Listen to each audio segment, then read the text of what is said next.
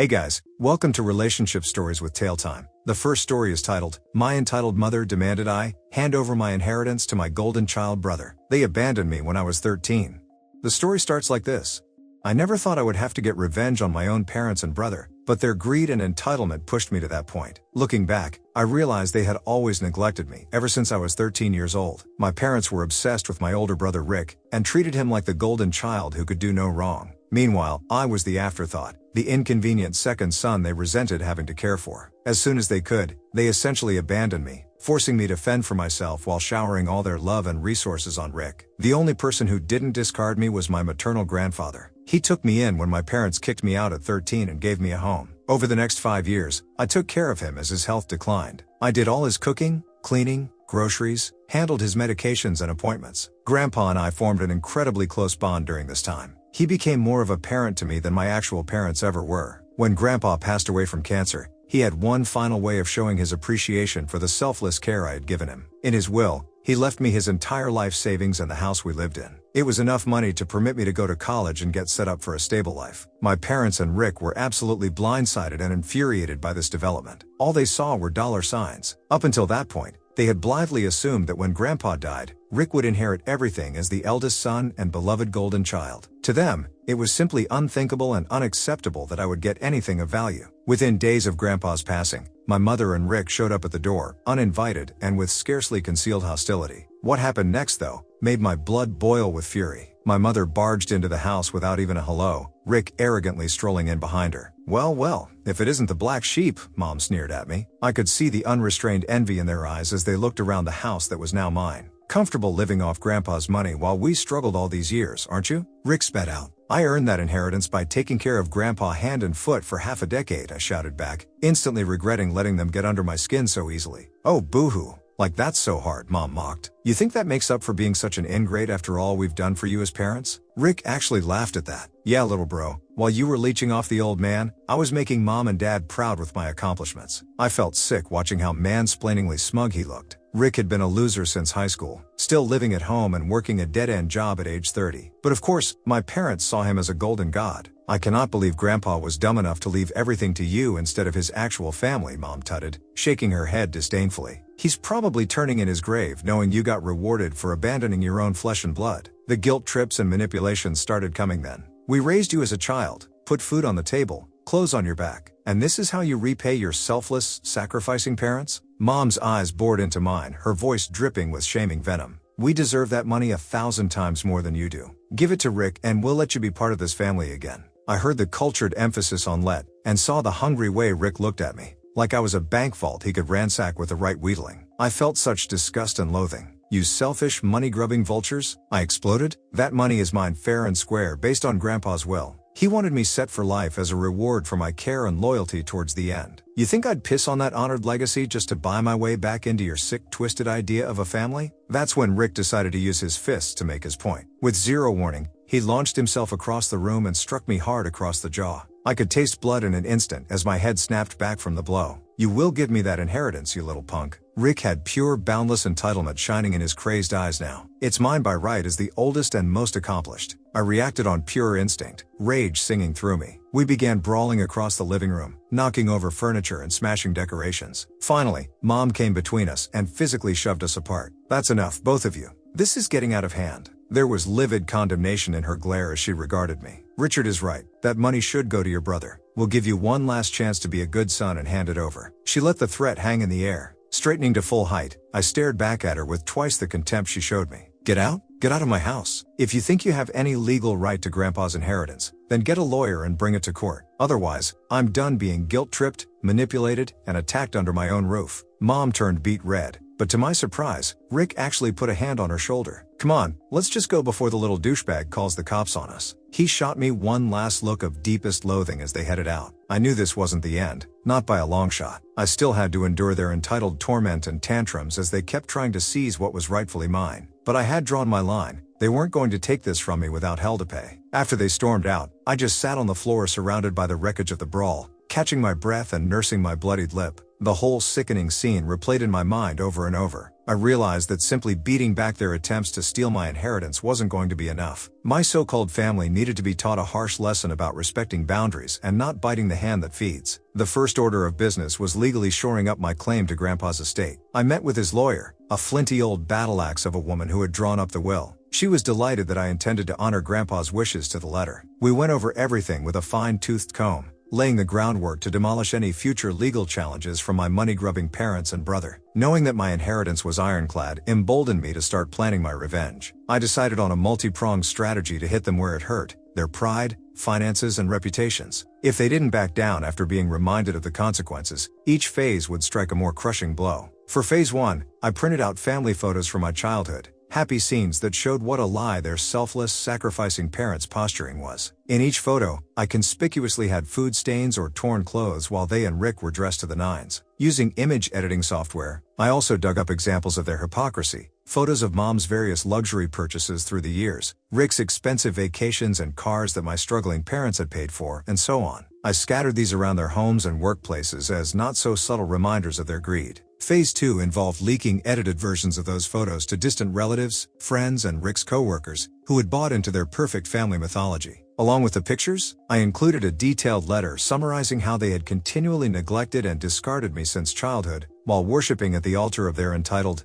good-for-nothing son Rick. I even included excerpts of voicemail rants and emails raging about the stolen inheritance to prove my point. By the time Phase 3 rolled around a few months later, the shunning from relatives and Rick's workplace suspension had already severely dented their finances and reputations. But they still refused to see reason, imperiously demanding that I stop lying and hand over Grandpa's money. So I went nuclear, sending an anonymous tip to the IRS about 15 years of suspected tax evasion, shady business dealings, and money laundering that I had uncovered details about through my own digging. Within a month, they were being audited and faced potential criminal charges. Throughout this slow-burn hellstorm of consequences, I continued visibly enjoying my newfound life of wealth. I renovated and redecorated Grandpa's place to the nines. I donated tons of money to charities and traveled to all sorts of places, all while flaunting the money to them in a mostly charitable way, which they despised. They perceived as being stolen from Rick's graspy hands. Every public display of wealth was a mocking reminder of what they had scorned, and what I knew was driving them utterly insane with envy and rancor. Even as the IRS turned up evidence that could potentially land Mom and Rick in prison, they continued hounding and threatening me with increasingly desperate phone calls and efforts to take me to court. Each time I simply tutted, told them to bring it on if they were so convinced of being in the right, and hung up. I knew the legal battle was a lost cause for them. All they were doing was racking up more debt and digging themselves deeper into karmic retribution. When it became clear that I wasn't going to be bullied, intimidated, or litigated out of my rightful inheritance, Mom and Rick went full scorched earth with a last, desperate gambit, which simply presented me with the opportunity to stick in the final twist of the knife. Mom and Rick's last-ditch gambit to try to pry away my inheritance was frankly pretty predictable in its pettiness and malice. First, they started circulating vicious rumors and slander about me around the neighborhood, telling everyone who would listen what an ungrateful, money-grubbing, horrible person I was for robbing my own family. Of course, that was just the opening salvo before the real backstabbing began. Overnight, my car's tires got slashed, with crude messages like "thief" keyed into the doors. When I had it repaired and installed security cameras, the house started getting incessantly toilet papered and pelted with eggs. One morning I came out to find the bushes scorched with gasoline in an arson attempt. Finally, after getting fed up with the harassment, I called the police and filed a report implicating my dear family members as the only people with sufficient sick motive. There was no hard proof, of course, but it was enough for the police to pay my parents and Rick a stern visit, warning them that any further destruction of property would land them in legal hot water. That's when Mom took her twisted sadism to another level. Suddenly, dozens of fake profiles started appearing all over my social media, created by Mom and Rick using virtual private networks to mask their identities. They borrowed heavily from the vile slander and smear campaign already initiated, but now it was pumped up to an incessant tidal wave of daily harassment. On my Facebook, Twitter, Instagram, TikTok, everywhere online,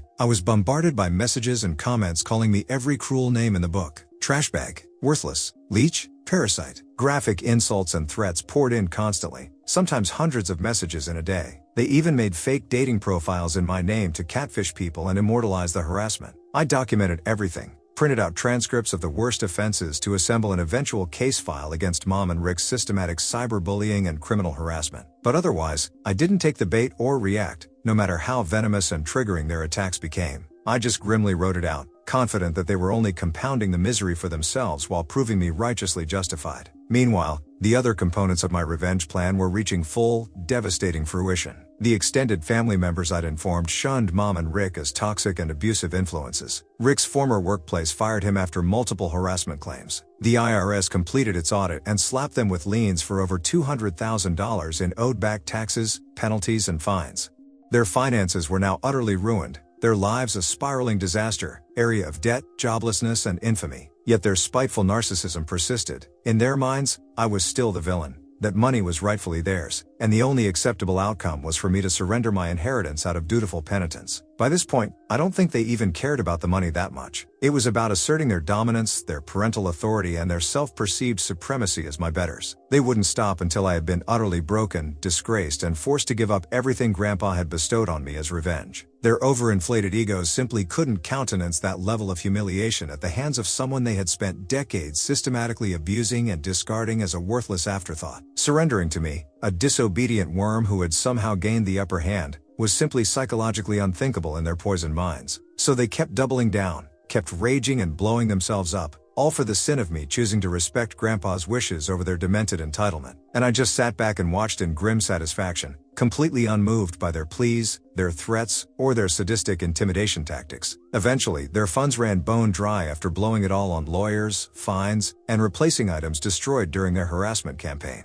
At long last, there were early signs that the weight of consequences was actually starting to break through their grandiose delusions. Mom and Rick's scheme imploded in slow motion. The beginning of the end was when Rick landed himself in jail for a month after getting arrested for drunk and disorderly conduct following a bar brawl. While he was locked up, Mom had no choice but to finally swallow her pride and show up on my doorstep, eyes swollen from crying, begging me to put an end to this toll it had taken on our family. I'll never forget the utterly broken way she looked at me as she blubbered, "I'm so sorry. We were just so jealous that Grandpa left everything to you instead of Rick. We didn't mean for things to go this far into hurting you like this. Please, can we stop fighting and be a family again? I need my son back." Staring into the abyss of consequences they had brought upon themselves, Mom was finally humbled. But after everything they had put me through, from the childhood neglect to the smear campaigns and harassment, I had no pity left to give. "You had your chance to be a real family all those years ago, but you chose to treat me like garbage," I told her coldly. "Well, now you can live with your choice, and my choice to cut you and Rick out of my life forever." The raw anguish on her face said it all. This was her worst nightmare, having her last remaining family renounce her so utterly. But she could only blame herself and her insatiable sense of malignant entitlement that engineered this colossal own goal. Rick got out of jail shortly after, swaggering up to the house with a look of bughouse determination in his eyes. "This is insane. We're blood. You're really gonna abandon your own family over some stupid money?" His fragile ego clearly couldn't process the totality of his cosmic fuck-up. I calmly got in his face, savoring how he instinctively leaned back as if expecting a blow. "The money was never the issue for me, you envious asshat. It was about respecting Grandpa's final wish that you two psychopaths couldn't bring yourselves to honor. So enjoy the imperishable legacy you earned for yourselves, being seen as worthless, disgraced leeches willing to terrorize their own kin for personal gain.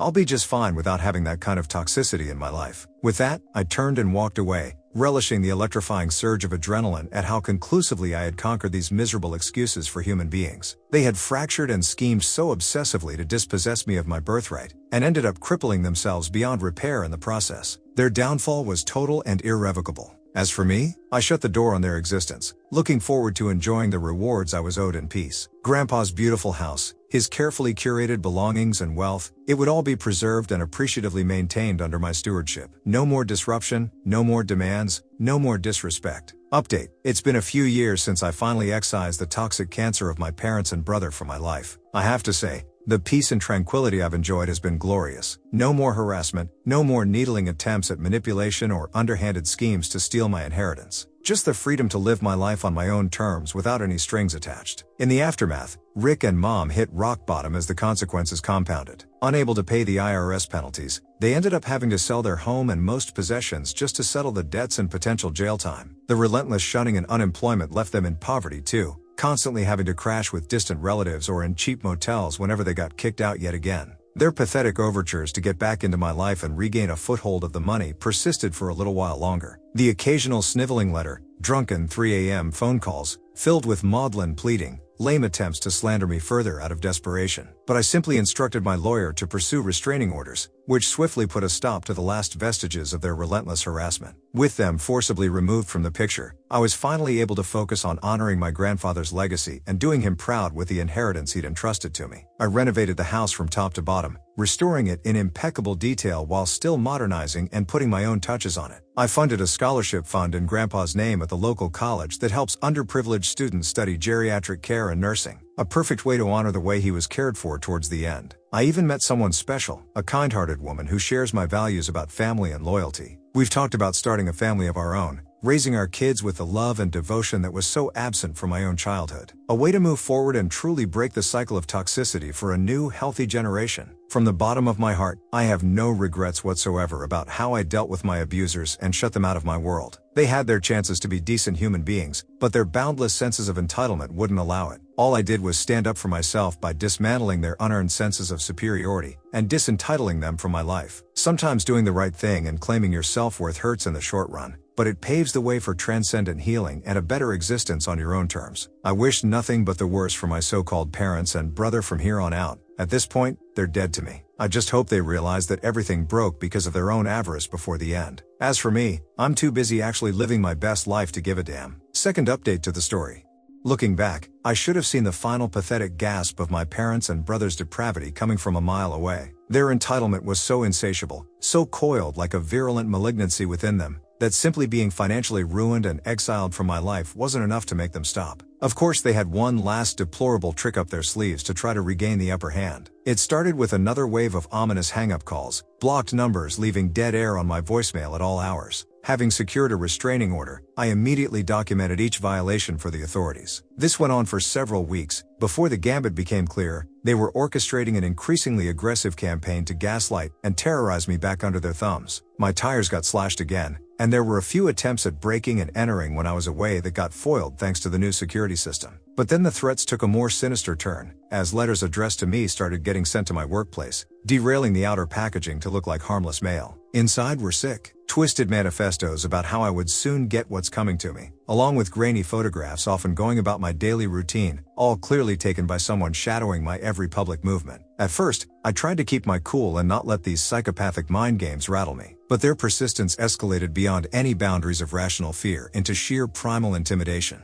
One night after coming home from a dinner out with my girlfriend, we found our garage had been defaced with brushfire profanity hastily painted in red over every surface, surrounding the car in a staged likeness of Blood's Oak aftermath. It was clearly staged, but the visceral implication curdled our blood. That's when I went to the police and DA's office with everything I had compiled and demonstrated their terrifying violation of the restraining order. Phone records were subpoenaed, enough incriminating evidence assembled to make it an airtight case that Mom, Dad, and Rick were all complicit in this vindictive stalker harassment campaign. They got called into the station to explain themselves. To their further incrimination, Rick showed up drunk and completely belligerent, erupting in an uncontrollable tantrum at the detectives for daring to impede his mission of vengeance. The crescendo was him frothing about how he'd make me beg for death once he got his hands on me, which merited getting handcuffed and detained on the spot. With her bravado cracking, Mom alternated between hollow denials and transparently disingenuous crocodile tears, putting on a pathetic mewling act about just being a concerned parent worried for my safety, while passive-aggressively trying to slut-shame my girlfriend on the side. She only succeeded in cementing her own guilt. In the end, after dragging out the bad faith games for as long as they selfishly could, all three got hit with charges, including stalking, harassment, destruction of property, probation violations, criminal threats, and more. The restraining order evidence formed the foundation of what the DA gleefully termed a mountain of proof that a serial campaign of targeted terror had been orchestrated. Rick's long rap sheet from all the DUIs and bar fights sealed his fate as the ringleader. At trial, their sham defense disintegrated within hours, and a jury of my community peers seemed to regard them with the same visceral disgust that I myself felt for these unrepentant sociopaths. Mom and Dad got lengthy probation sentences, while Rick was put away for a solid 3 years in state prison thanks to his existing criminal history. As they were led out of the courtroom, I caught a glimpse of the abject self-ruination their entitlement had finally wrought, etched upon their haggard faces. Knowing they had irrevocably alienated me and everyone else who had ever loved them, health and freedom stripped away, it was undoubtedly rock bottom. But of course, the true victory for me was erecting firm enough boundaries for the first time ever that I no longer had to fear their demented menace disrupting my promising path forward. With that sewage conclusively flushed from my life, I was free to rebuild a new family of my own. one based on mutual love and respect rather than corrosive ego entitlement. Just a few months after the whole sordid legal gauntlet concluded, my wonderful girlfriend and I got married in an intimate ceremony surrounded by friends who had become my true family of choice. The following year, we welcomed the birth of our first beautiful child into the world, a son I could already tell would grow up never having to know the cruelty and neglect I had endured. Holding him in my arms, looking into those trusting, innocent eyes, I vowed that this new generation would be raised with only acceptance, compassion, and empowerment guiding their journey. My role as a parent would be protecting, providing, and instilling the kind of values that enabled contentment rather than destructive greed or narcissism. In a sense, by exorcising the demons of my biological family, I had claimed not just my own renewal, but seized the opportunity to rewrite the entire legacy going forward. My son would be surrounded by love, belonging, and emotional maturity at every stage, rather than gaslit into resenting his very existence. More than prove their entitlement wrong, I would humbly demonstrate the aperture of what it truly meant to be a supportive family day by day. Watching him grow up so confident, secure, and happy has been the ultimate catharsis and reward for everything I had persevered through to reach this point. Honestly, guys, I don't even know where to start with this one. As someone who also dealt with narcissistic, abusive parents constantly favoring my sibling over me, this story just hits so close to home. Reading the protagonist's accounts of being neglected, manipulated, and gaslit by their toxic family while the golden child brother could do no wrong, it's like the author was recounting my own life experiences beat for beat. The resentment, envy, and sickening entitlement from the parents and brother over the grandpa's inheritance. I went through such similar BS when my grandparents passed and left me a small amount of money in their will. My own parents went nuclear, threatening legal action and smear campaigns to try to take that tiny nest egg, because in their minds, I was just the scapegoat child who didn't deserve anything of value. As if the emotional neglect and abuse growing up wasn't enough torture already. Reading how the protagonist stayed strong, never letting those miserable excuses for human beings grind them down despite the harassment, threats, and malicious schemes, it struck such a deep chord with me. I've had to go completely no contact to protect my peace of mind too. Setting those firm boundaries where toxic family gets banished is never easy, but so necessary for self-preservation. And guys, with this we have reached the end of the video. If you enjoy my content, please like the video, comment with some clock emojis to show your support, and subscribe if you have not done so already. Thanks a lot, and I will see you again tomorrow.